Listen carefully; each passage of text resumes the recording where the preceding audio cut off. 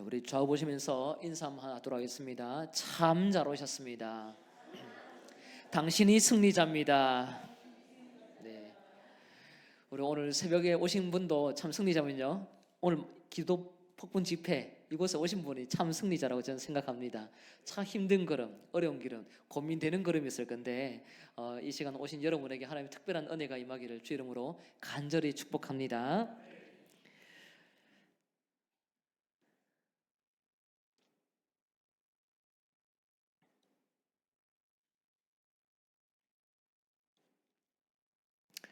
(1월은) 학생들에게 방학 기간입니다. 집에서 부모님의 따뜻한 밥을 먹으며 자신의 스케줄을 따라 삽니다. 집안에서 부모님의 사랑을 받고 부모님이 주는 귀한 그 시간 교제, 간식 속에 마음의 충전을 얻는 시간입니다.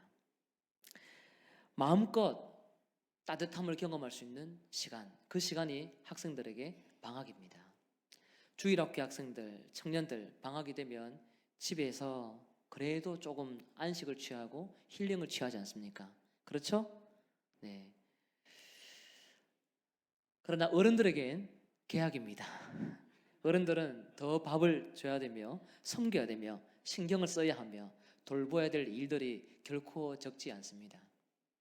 그래도 감사하죠. 부모님이 돌봐 주시니까요. 얼마나 고맙습니까? 신앙의 방황은 절대로 따뜻한 것이 아닙니다. 하나님과 우리와의 관계 속에 멀어지면, 교제가 멀어지면 그것은 결코 우리에게 따뜻한 시간이라고 말하기 어렵습니다. 하나님과의 관계가 냉랭해지고 차가워지고 건조해지기 때문이지요. 나 스스로는 따뜻하다고 말할지 몰라도 절대로 우리 영혼은 따뜻함을 누리기 어렵습니다. 여러분, 하나님을 떠나서 어디까지 가보셨습니까? 그곳에 평안이 있던가요? 이러시면 안 됩니다. 이러시면 안 돼요. 그 평안은 진짜 평안이 아니죠. 진짜 따뜻함이 아닙니다. 하나님을 떠나서 방학 기간, 휴가 기간이 여러분에게는 얼마까지 기간을 가져봤습니까? 마음에 평안이 있던가요? 하나님께서 가만히 계시던가요? 아니면 계속적으로 우리 마음을 두드리시던가요? 아마 두드렸을 겁니다. 혹이라도 그것이 들려지지 않고 느껴지지 못했다면 우리가 문제이지 하나님은 절대로 가만히 계셨던 분이 아니었을 겁니다. 하나님은 우리 개인에게도 찾아오지만요, 또 다른 누군가를 통해서 우리 마음을 두드리기도 하십니다. 하나님은 절대로 가만히 계시는 분이 아닙니다. 차가운 그 관계를 회복하기 위해 끊임없이 우리에게 추격하며 찾아오셔서 마음을 되돌이키십니다. 도망가고 싶을 때는 끝까지 도망가고 싶을 때가 있습니다. 왜냐하면 하나님에 대한 소원함이 있고 또 마음에 시련이 있고 모든 원망이 생길 때에는 하나님을 끝까지 밀어내고 싶은 마음이 듭니다. 그때는 고집을 피우고 싶을 만큼 끝까지 갈 때도 있습니다. 그러나 그때도요, 하나님은 끝까지 추격하십니다. 우리 마음 깊숙한 그곳에도 찾아오셔서 양심에 마비된 그 부분까지 건드리셔서 하나님께로 돌아오기를 촉구하고 있습니다. 결국에 우리가 숨어있는 그 지점까지도 주님은 먼저 가 계시고 우리가 도망간 그 지점까지도 주님은 가 계셔서 우리를 원래의 자리로 되돌리키는 분이십니다. 오늘 본문을 통해서 저는 요나 선지자의 바닥 신앙을 통해서 우리 신앙을 점검하기를 원합니다. 그리고 우리가 날마다 이방인을 섬긴다고 고백하며 선교 사역을 감당하기 위해 깨어 기도하지만, 그러나 우리가 때로는 얼마나 나약한 존재인지를 한번 살피는 시간이 되면 좋겠습니다. 아울러 우리가 이방인을 위해서 기도한다고는 하지만 이방인이 오히려 우리에게 하나님의 음성으로 찾아와서 우리를 깨우시는 그런 하나님의 음성이 있다는 것도 한번 배우는 시간이 되면 좋겠습니다.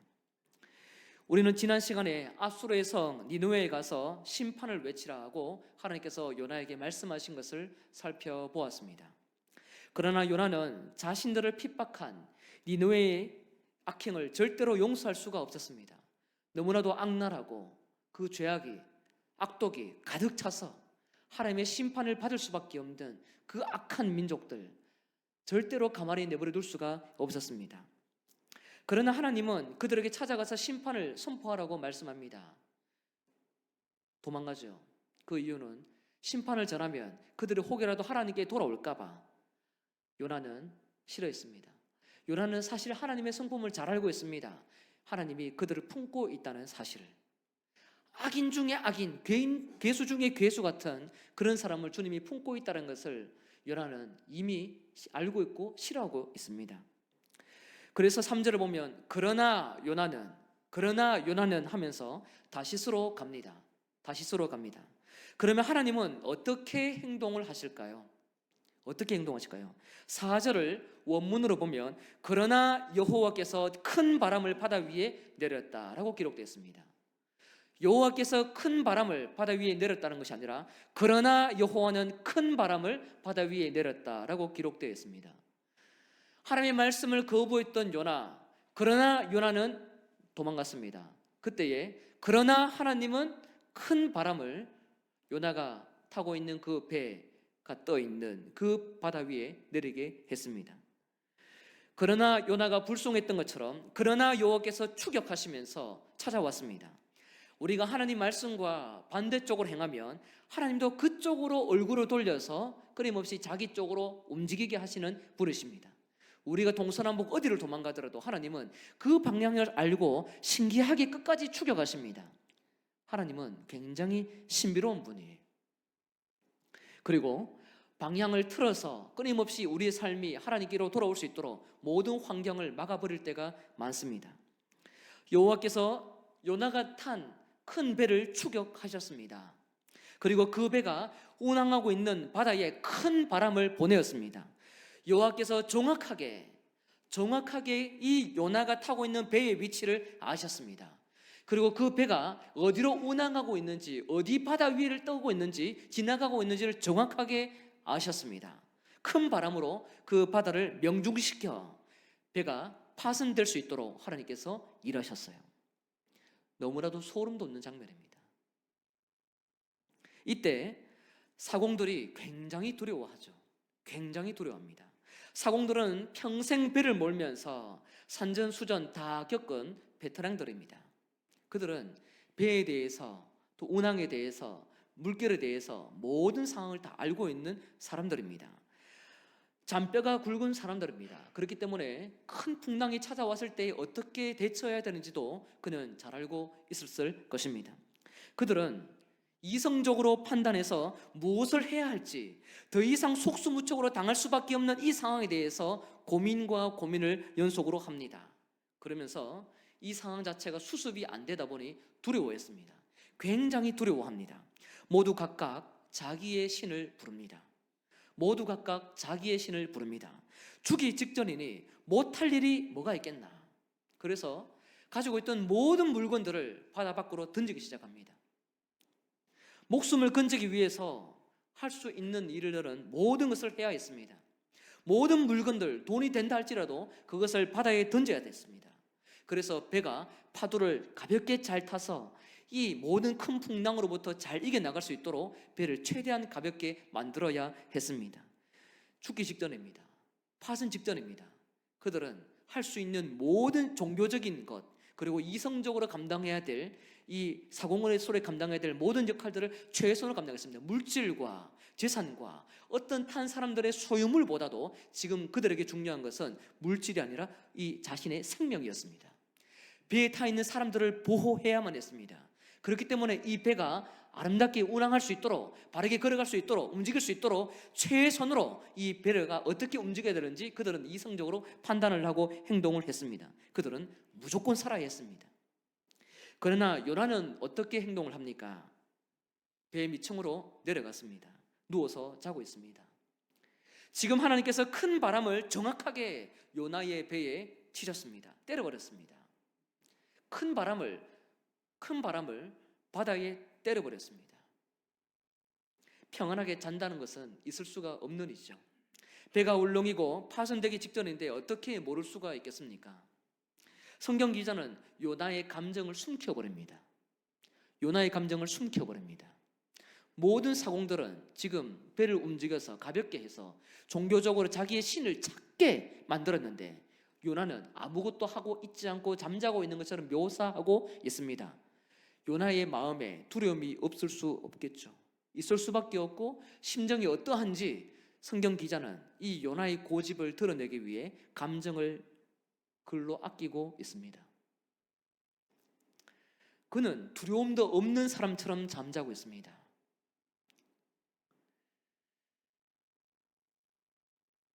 요나는 과연 두려움이 없었을까요? 요나는 이 상황 자체를 아예 몰랐을까요? 그렇지 않습니다. 이 상황에서 어떻게 잠을 잘 수 있습니까? 요나의 고집이 어디까지 도달했는지 제대로 보여주는 장면이 요나가 잠자고 있다는 표현입니다. 모두 생명을 건지려고 최선을 다하는 마당에 요나는 끝까지 무관심한 채로 자고 있습니다. 하나님이 자기를 부르고 계심에도 불구하고 억지로 자고 있습니다. 그는 잠자는 것 말고는 아무것도 하고 있지 않은 사람으로 묘사되고 있습니다. 지금 요나에게 필요한 것은 무엇일까요? 요나는 지금 이 상황에서 무엇을 해야 할까요? 마음을 합해서 배를 살리는 것이 요나가 해야 할 일입니다. 모든 사공들이 함께 힘을 합쳐서 물건을 버리면서 어떻게 살아남을 수 있을지 고민하고 있기 때문에 요나는 그 일을 해야 합니다. 선원들과 함께 생명을 건지기 위해 애써야 합니다. 하나님의 사명을 감당하는 것도 중요하지만 지금은 살아야 합니다. 사명을 도망가고 있기 때문에 사명으로 돌아가야 되지 않나.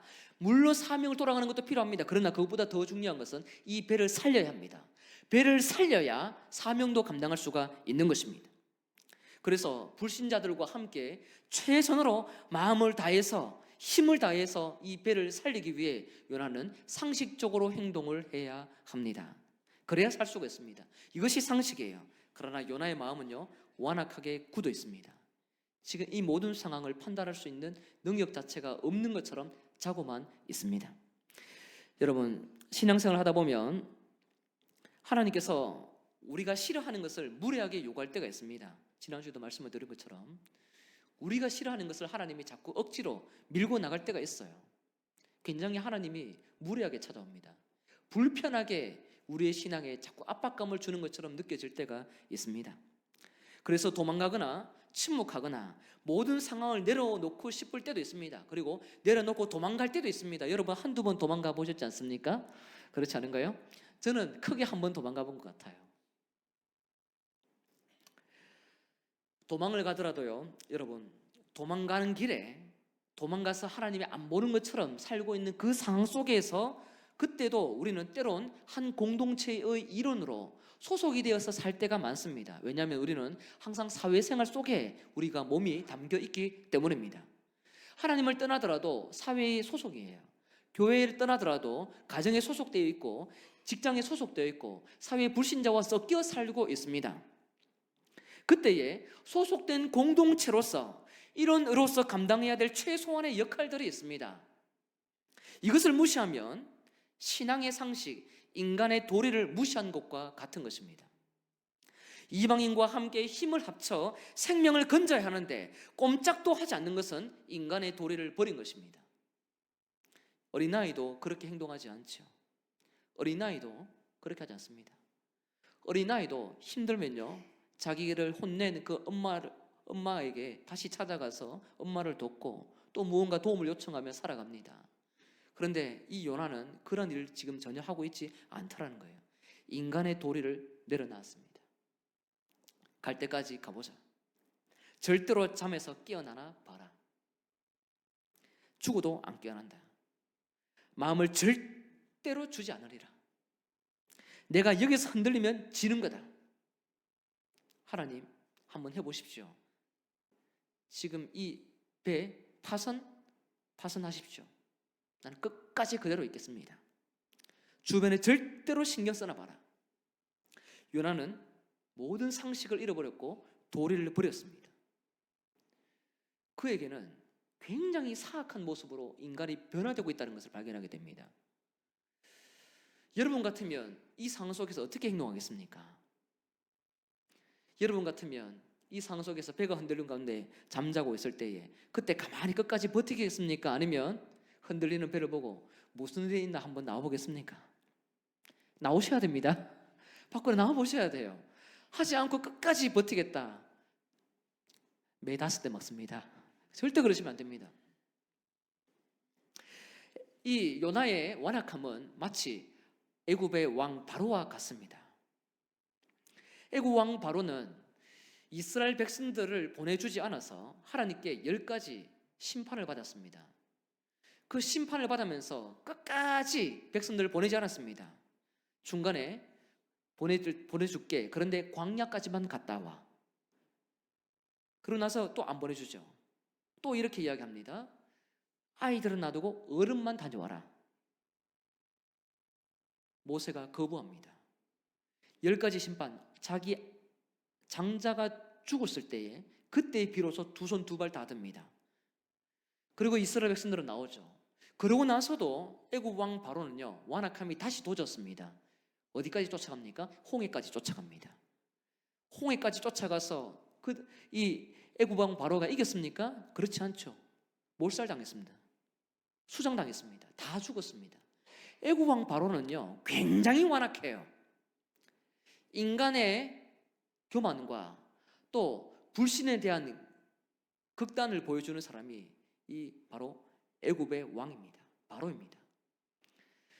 자기 백성뿐만 아니라 이스라엘 백성들 그 누구도 인정하지 않고 모두가 두 손 두 발 들었을 때에 왕만큼은 끝까지 바뀌지 않았습니다. 애굽의 신하들이 모두가 한 마음으로 왕에게 이것은 하나님이 하는 일들이다 라고 고백을 했지만 그의 마음은 강팍해서 바뀌지 않았습니다. 얼마나 악한지 모릅니다. 오늘 본문에 등장하는 요나도 마찬가지예요. 풍랑을 하나님이 쳤든 안 쳤든 하나님에 대한 해석을 하든 안 하든 그건 둘째 문제입니다. 그러나 지금은 함께 이방인과 살아남아야 됩니다. 살아남기 위해서 최소한 상식적인 그 고민을 하고 최소한 상식적으로 함께 힘을 모아야 되는데 그 자리를 피해버립니다. 아니 동참할 생각도 하지 않습니다. 잠자고 있어요. 여러분은 이런 경험이 있나 없나 모르겠습니다. 하나님에 대한 소원함 때문에 주변 사람들을 혹이라도 궁지에 몰리게 한 상황 말이죠. 하나님에 대한 소원함 때문에 주변 사람들, 공동체 구성원들을 다치게 한 적은 없는지 한번 돌아볼 필요가 있습니다. 여러분, 사람을 다치게 하는 것은요, 말과 무기로 공격해야만 다치게 하는 것이 아니에요.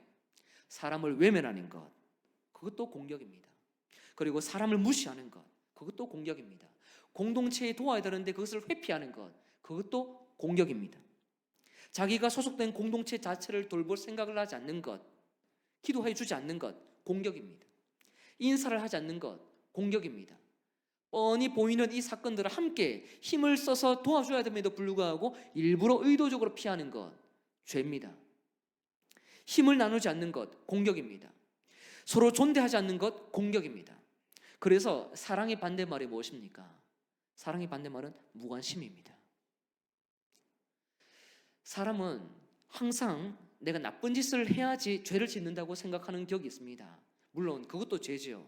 그러나 그보다 더 악한 죄가 무엇이냐면 능동적으로 하나님께서 도울 수 있는 장을 주었음에도 불구하고 돕지 않는 것, 사랑을 베풀지 않는 것, 그것도 죄라는 것을 우리는 기억을 해야 합니다. 선을 베푸지 않는 것은 죄입니다. 선을 베푸지 않는 것은 그냥 베푸지 않는 것이 아니라 성경은 죄라고 규명하고 있습니다. 여러분 삶은 어떻습니까? 요나와 같이 하나님 앞에 온전한 사명을 감당하지 못하더라도 도망갔을 때에 그때에 여러분은 이방인들을 그 자리에서 어떻게 도우며 살아갔습니까? 한 하나님의 백성으로 사명은 저버린다 할지라도 하나님의 형상으로서의 가져야 될 그 인격의 가치를 혹이라도 우리가 짓밟고 살았던 것은 아닌가 돌아볼 필요가 있습니다. 하나님과의 관계가 좋지 않다고 이웃의 가치를 무너뜨리면 그 죄를 감히 어떻게 갚을 수 있겠습니까? 하나님에 대한 사명도 중요하지만 사명이 없는 상황 속에서 또 버린 상황 속에서 마땅히 섬겨야 될 그 이웃에 대한 가치도 있는데 그것을 버린다면 우리는 그 죄를 어떻게 수습할 수 있을까요? 여러분, 사명을 잘 감당하는 것도 소중하지만요, 이웃에 대한 가치를, 공동체의 가치를 소중하게 여기는 것도 우리의 사명인 줄 믿으시길 바랍니다. 하나님은 우리에게 주어져 있는 무거운 사명도 주시지만 열방을 향해서 나가서 선교하고 기도하며 섬기는 것도 너무나도 중요한 사명을 주시지만, 도망갔을 때에 그때에 함께 이웃을 돌아볼 수 있는 그 사명도 함께 주셨습니다. 왜냐하면 하나님은 사명만 주시는 분이 아니라 더불어 이웃과 함께 사는 가운데에서 하나님의 형상으로서의 인격을 드러내기를 원하고 계시기 때문입니다. 그래서 예수님을 우리가 묵상할 때에는 두 가지를 기억해야 됩니다. 예수님의 사역, 두 번째로 예수님의 인격입니다. 사역에 대해서 도망갈 수 있습니다. 도망가서는 안 됩니다. 도망갈 수 있습니다. 싫어서 도망갈 수 있습니다. 그러나 도망간 자리에서 인격을 무시했다, 예수님의 인격을 드러냈지 않았다, 그 대한 합당한 죄의 보응은 누가 감당할 수 있을까요? 바라옵기는 여러분의 마음과 신앙이 때론 하나님을 피하고 싶은 자리, 또 도망간 자리가 있다 할지라도 그 자리에서 여러분에게 허락한 예수 그리스도의 인격이 끊임없이 풍겨 나올 수 있도록 여러분, 죄송합니다, 상식 이상의 상식을 가지시길 주 이름으로 축복합니다. 이것이 사람으로서 감당해야 될 하나님의 형상의 존귀한 모습입니다. 어떤 어려움과 유혹이 있어도 하나님 형상으로 감당할 때에, 그때에 하나님이 그 자리에서 이방인에게 영향을 끼칠 수 있는 최소한의 하나님의 사역이 드러나게 되는 것입니다. 그럴 때에 하나님의 영광이 드러나게 되는 거예요. 요나가 배 밑에서 자고 있습니다. 누가 찾아올까요? 선장입니다. 가만히 있는데 선장이 찾아왔습니다. 선장은 요나를 깨우면서 이렇게 말합니다. 네 하나님께 구해라, 기도해라. 혹시 하나님이 우리를 생각해서 이 상황 가운데서 망하지 않게 할지 어떻게 알겠느냐, 기도 좀 해라. 하나님은 요나에게 선장을 통해서 하나님의 음성을 듣게 하셨습니다. 네가 신을 믿는다면 기도해야지. 이렇게 자고 있으면 안 되잖아. 그 신이 기도를 듣고 이 상황 속에서 모든 문제로부터 이길 수 있는 상황을 열어줄지 어떻게 알아? 기도해야지. 요나는 선지자이지만 이방인 선장을 통해서 기도하라는 음성을 듣습니다. 하나님께서 함께 하겠다는 그 약속도 있었지만 그 하나님에 대해서 싫어하고 밀어내는 그 요나에게 하나님은 선장을 보내십니다. 하나님은 그러나 하나님께서 큰 풍랑을 그 배가 지나가고 있는 바다에 내리기도 하고, 그리고 무언의 방법으로 한 이방인을 통해서도 요나에게 연결하여 하나님 자신의 뜻을 소개하기도 하십니다. 죽음의 위기를 외면한 요나, 과연 이 죽음의 위기를 피할 수 있을지, 그것이 우리에게 굉장히 주목되는 장면입니다. 그는 불신자를 통해서 하나님의 음성을 듣게 됩니다. 여러분, 요나는 어떤 사람입니까? 일반인이 아니라 선지자입니다. 선지자는 하나님의 메시지를 전하는 사람입니다. 이방인 니느웨를 위해서 하나님의 뜻을 전해야 합니다. 그들이 살아오든 안 살아오든, 돌아오든 안 돌아오든 그것은 하나님의 몫이고 하나님의 뜻을 전해야 됩니다. 싫든 말든 전해야 됩니다. 그런데 지금 그 이방인을 피해서 또 다른 이방인을 통해서 기도하라는 그 말씀을 듣고 있습니다. 이방인이 기도하라고 꾸중하는 거예요. 네 하나님께 기도하라고 꾸중을 받는 것입니다. 이것은 요나를 향한 꾸짖음이면서도 동시에 하나님의 백성, 교회를 향한 꾸짖음이기도 합니다. 여러분, 교회를 향해서 세상 사람들은요, 때론 비판적으로 볼 때가 있습니다. 동물 이름을 거론하면서 기독교를 욕할 때도 있습니다. 우리가 정말로 잘 살고 아름답게 살았을 때에 욕을 먹으면 억울합니다. 그런데 이방 사람들과 함께 섞여서 더불어 살 때에 비상식적인 행동을 하고, 그리고 능동적으로 도와야 됨에도 불구하고 돕지 않고 자신의 사명만을 위해서, 자신의 고집을 위해서, 자신의 신앙의 양심을 위해서만 움직인다면 세상 사람들은 절대로 가만히 있지 않습니다. 욕합니다. 우리도 기분이 나쁜데요, 욕을 먹을 수 있습니다. 그런 욕은, 교회를 향한 세상의 질책은 마귀의 음성일까요? 하나님의 음성일까요? 하나님은 원래 선택받은 이스라엘 백성들을 통해서 열방을 섬기도록 명령하셨습니다. 선택받은 자리에서 은혜만 누리라고 주신 것이 아니라 섬기라고 보냄받았습니다. 만약에 말씀에 불순종하면 어떻게 될까요? 하나님이 이방인을 들어서 몽둥이로 이스라엘 백성들을 패버렸습니다. 우리가 잘 아는 대로 끊임없이 혼났던 상황이 사사기 시대 아닙니까? 그리고 이스라엘 백성들의 남쪽과 북쪽도 망했던 이유는 하나님 말씀을 어겼기 때문에 바벨론과 아수르를 몽둥이로 삼아서 혼내기 위해서 하나님이 이방들을 사용하셨습니다. 이것이 하나님 구원 역사의 기본 진리이고 원칙이에요. 교회가 선택받았지만 하나님 말씀을 저버리면 누구를 통해서 혼납니까? 이방인을 통해서 혼납니다. 이것은 절대로 바뀌지 않는 진리입니다. 하나님께서 이방인을 남겨두신 이유는 교회를 혼내기 위함이에요. 교회를 먼저 불러두신 이유는 이방인에게 복음을 전하기 위함입니다. 복음대로 올바로 살지 못하면 이방인을 통해서 몽둥이로 만든 곳이 교회입니다. 하나님께서 그렇게 영적인 질서를 만들어 두셨습니다. 이방인들이 복음이 없기 때문에 하나님 나라 들어가지 못하고 지옥 간다고 우리는 생각하고 가볍게 여길 때가 많습니다. 우리는 우리 사명이 도취되고 하나님께 삐쳐서 내 마음대로 행동하고 싶을 때가 있습니다. 그때에 하나님은 또 다른 이방인을 들어서 하나님의 교회를 패버리기를 원하십니다. 그렇게 해서 하나님의 기뻐하는 그 백성이 무엇인지 알기를 원하는 것이지요. 얼마 전에 교회를 좀 떠나서 멀리 있는 카페에 한번 가봤습니다. 저는 헤세드 사랑합니다. 멀리 있는 카페 안 가봤습니다. 멀리 있는 카페에 조금 그리움이 생겼습니다. 그래서 멀리 있는 카페 한번 가봤습니다. 대구에 이름만 대면 알만한 큰 교회 성도님들이 제가 앉아서 설교하고 있는 그 준비하는 자리에 맞은편에 오셨어요. 10분 넘는 분이 오셨어요. 직분은 말씀드리지 않겠습니다. 많은 분들이 앉으셨어요. 그 앉으셔서 이야기를 하시는데 교회에 대해서 불평을 굉장히 많이 했어요. 불평이 적지 않았습니다. 제가 설교 사역을 위해서 최적의 환경을 찾기 위해 고민하며 그 자리에 가서 설교 사역을 하고 있는데 굉장히 거슬렸습니다. 장로님 기도도 열심히 합니다. 그런데 이 최적의 환경, 또 다른 환경을 찾기 위해서 카페를 잠시 찾았는데 1시간 이상 연구를 하고 있는데 저쪽에서는 1시간 이상 불편을 하고 있더라고요.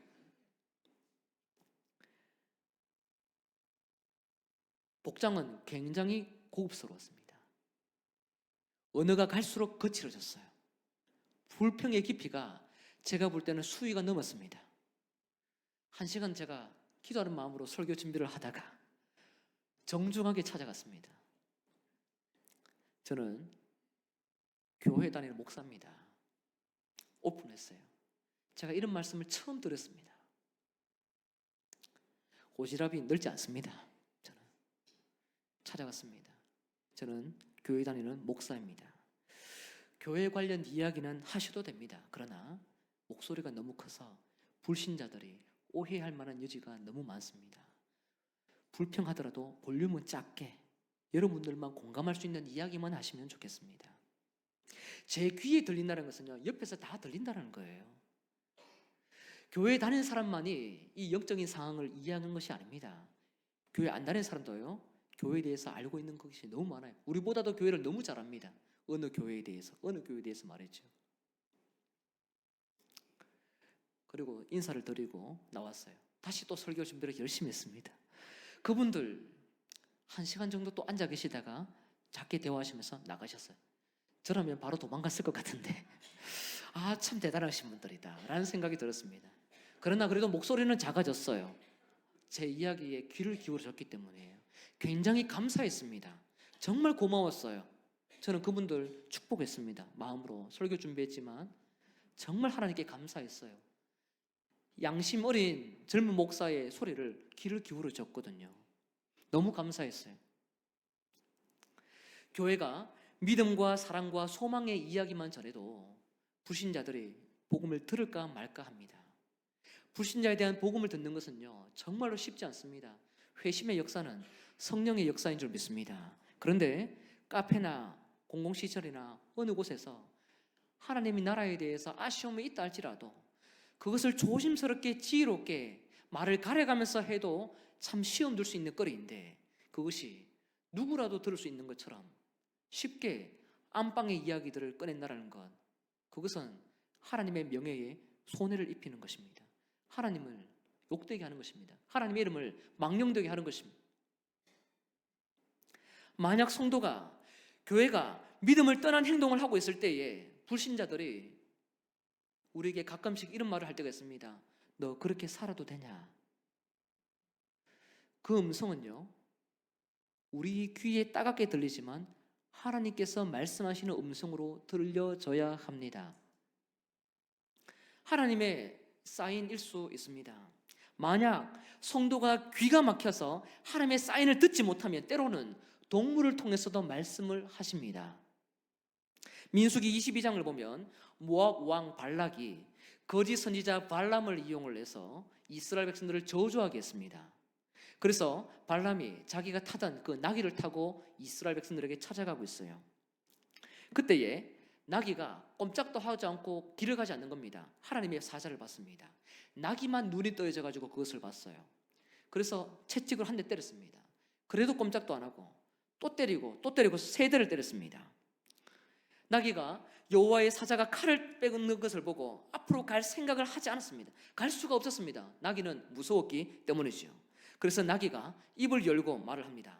내가 지금까지 주인님 당신을 위해서 거역한 적이 있습니까? 왜 나를 3번 때립니까? 하면서 뭐라고 합니다. 아니, 너가 나를 거역한 적이 없다. 그러면서 그때에 여호와의 사자가 이 선지자의 눈을 딱 뜨게 하면서 칼을 들고 있는 상황을 보게 합니다. 이때에 누구를 통해서 발람 선지자가 혼이 납니까? 나귀예요. 동물을 통해서 거짓 선지자를 호되게 뭐라 하시는 분이 하나님이십니다. 나귀의 입을 열어서 하나님은 거짓 선지자를 책망하십니다. 이방인, 동물보다도 나은 사람임에도 불구하고 이방인을 통해서 때로는 하나님의 백성을 혼내기도 하십니다. 너 그렇게 살아도 되겠느냐? 그렇게 선교해도 되겠느냐? 그렇게 목회해도 되겠느냐? 그렇게 말을 해도 되느냐? 주일 그렇게 편하게 이야기해도 되느냐? 그들이 오히려 때론 교양이 있어서 입을 다물고 말을 하지 않을 뿐 교회에 가서 험담을 하실 수 있습니다.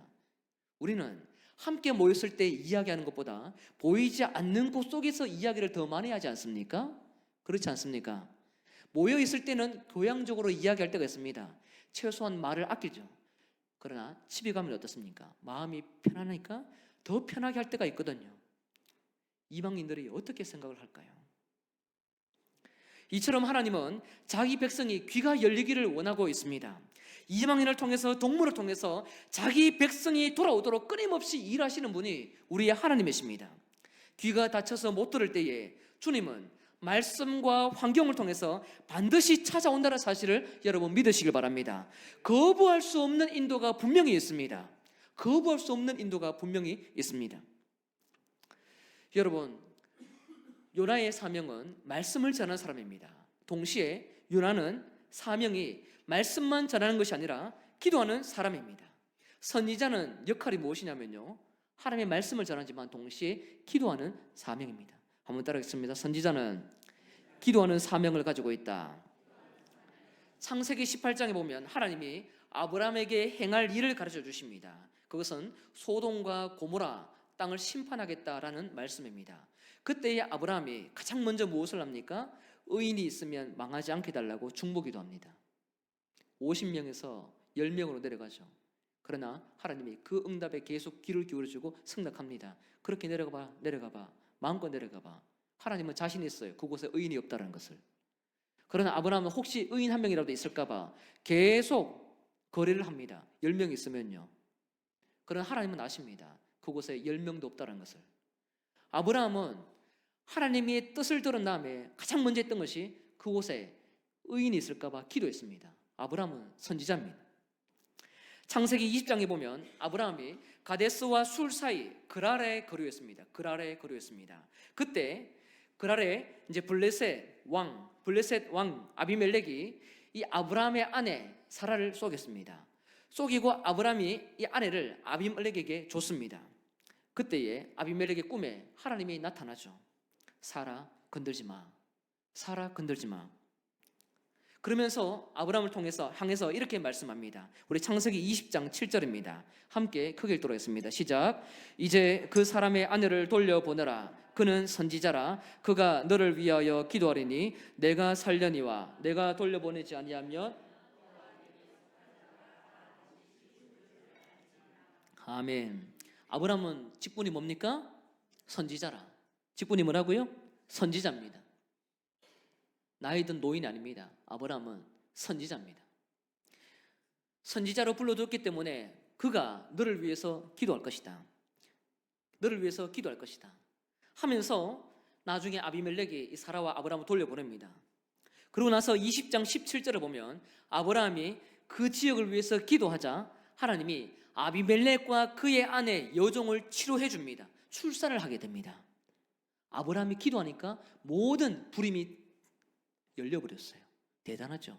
누가 기도했습니까? 아브라함의 직분이 무엇입니까? 선지자니까. 선지자가 기도하는 것입니다. 선지자가 중보기도하는 거예요. 출애굽기 32장 32절도 보면 모세가 산에서 십계명을 받고 내려왔을 때 산 밑에서는 우상 숭배하며 잔치가 났습니다. 축제가 났습니다. 돌판을 깨어버립니다. 그리고 하나님께 찾아가서 다시 이 백성들과 함께 해달라고 요청하지요. 그때에 하나님께 모세가 기도하기를 내 생명책에서 내 이름을 지워달라고, 그리고 백성들을 건져달라고, 함께 동행해달라고 하나님께 거래를 합니다. 내 생명의 이름을 지워주니까 백성들은 동행해 주십시오. 요청을 합니다. 모세가 어떤 사역을 합니까? 이스라엘 백성들을 출애굽시키는 것에서 끝났을까요? 율법만 전해서 끝났을까요? 그렇지 않습니다. 모세는 선지자입니다. 선지자는 기도하는 사명을 가지고 있습니다. 요나도 마찬가지예요. 요나는 선지자입니다. 이방 지역을 위해서 기도하며 하나님의 뜻을 증거해야 됩니다. 만약에 그 니느웨가 싫어서 가지 못한다 할지라도 지금 풍랑으로 죽음 위기 있는 자들을 위해서 일어나서 기도하면서 하나님의 뜻을 강구해야 되는 것입니다. 상식적으로 함께 힘을 맞추는 것도 필요하지만 이 자리에서 잠자는 자리에서 일어나서 선장이 말했던 것처럼 일어나서 기도하면서 이 모든 상황을 하나님이 구해주기를 기도하면서 나아가는 것이 바로 요나가 감당해야 될 역할입니다. 멀리 있는 저 니느웨는 망하더라도 지금 함께하고 있는 상황은 살아야 되잖아요. 그렇지 않겠습니까? 자기가 배 타고 있는 이 사람들은 살아야 되잖아요. 그런데 자기가 함께하고 있는 이 사람들조차 살지 못하도록 기도 자체를 막아버리고 있습니다. 하나님의 뜻을 거부하고 있는 거예요. 이것만큼 악한 것이 어디에 있겠습니까? 저는 이 본문으로 설교를 준비하면서 선지자의 밑바닥을 봤습니다. 하나님의 사명은 멀리 던지더라도 가까이 있는 지금의 환경 속에서 도피하고 있는 이 지금의 환경 속에서도 또 다른 하나님의 백성들을 살리기 위해 기도해야 되는데 그것 자체도 하지 않는 얼마나 고집중에 완악한 사람인지 저는 확실하게 보았습니다. 그리고 이 모습이 선지자만의 모습이 아니라 교회의 모습일 수도 있다는 것입니다.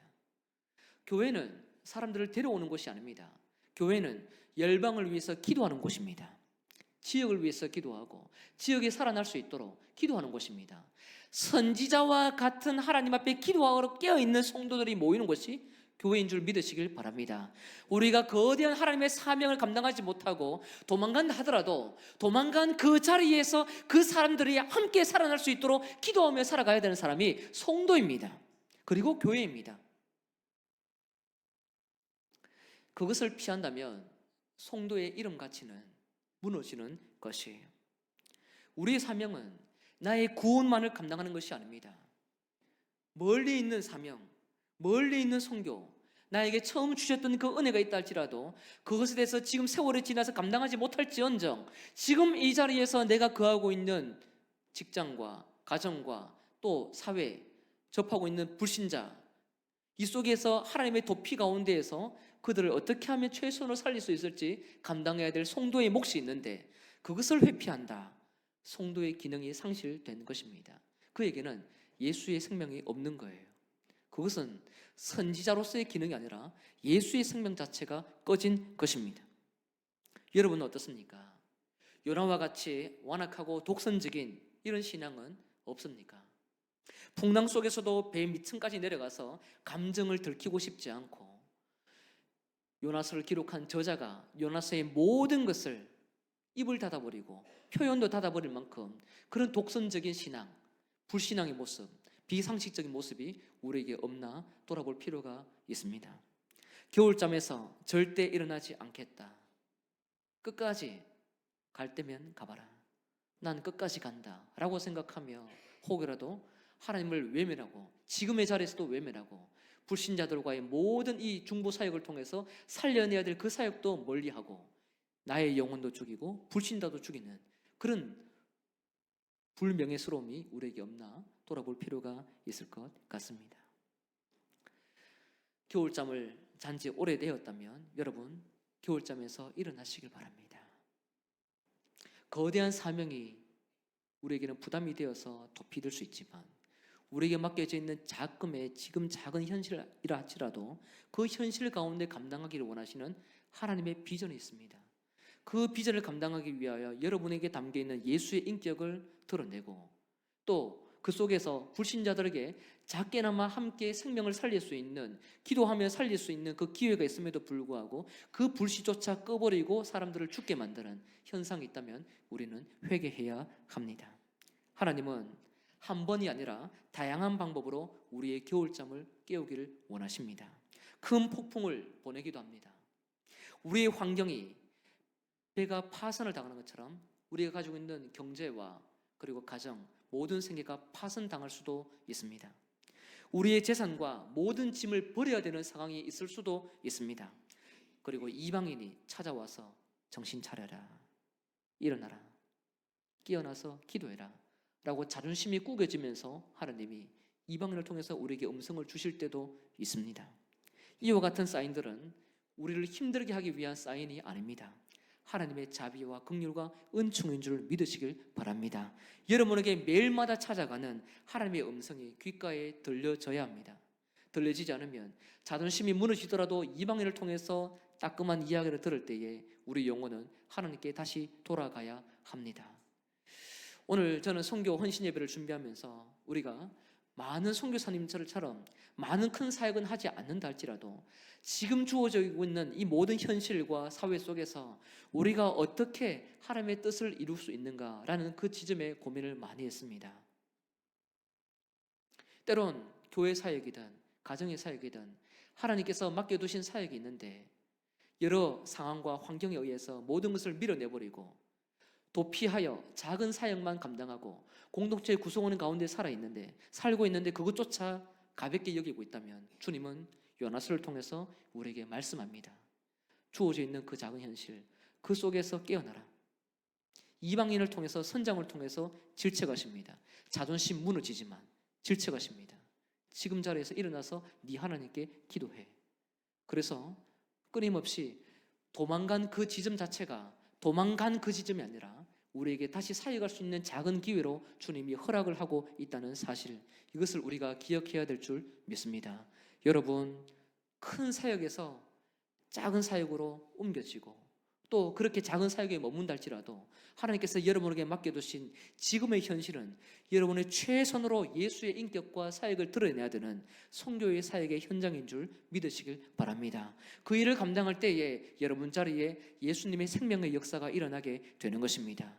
그때에 정말로 힘들고 모든 것을 잃어버릴 것 같은 풍랑을 겪고 있는 모든 짐을 버리고 생계도 이어갈 수 없는 그 상황을 할지라도 주님은 그 자리에서 구원 역사를 만들어 함께 배를 타고 있는 그 사람들을 살려내고 하나님의 구원의 일들이 펼쳐지도록 주님은 우리를 부르고 있습니다. 이 일에 여러분 아멘으로 화답하시며 늘 여러분 삶을 하나님 말씀으로 인도해 나갈 수 있도록 늘 귀를 열 수 있는 그런 믿음의 성도 되시길 주 이름으로 축복합니다.